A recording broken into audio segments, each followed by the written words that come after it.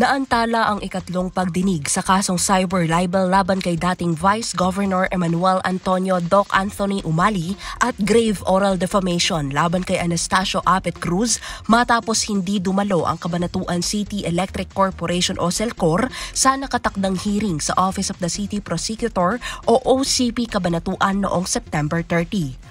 Ayon kay Attorney Marco Polo Cunanan, abogado ni Umali at Cruz, naghaid na sila ng rejoinder affidavit bilang tugon sa reply affidavit ng CELCOR.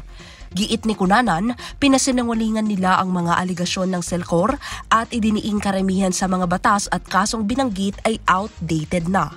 Nagsubmit na si Doc at saka si Sir Apet ng rejoinder affidavits nila ngayon, September 30. Okay, at ang nilalaman nun is pinasinungalingan lang natin yung mga aligasyon nila dun sa reply affidavit nila. No?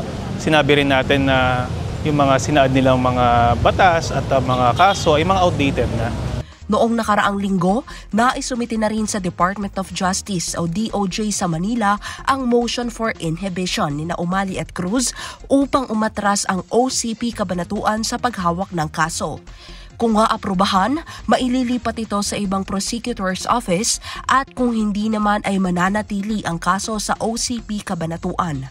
Sa kasalukuyan nananatiling nakaantabay ang kampo ni Umali at Cruz sa magiging kautusan ng DOJ kung saan ididirekta ang susunod na pagdinig sa naturang kaso. Kasama sina Elsa Navallo, Jeremy Ramos at Jasper Balasote, ako po si Carmel Joy Miguel nag-uulat para sa Balitang Unang Sigaw.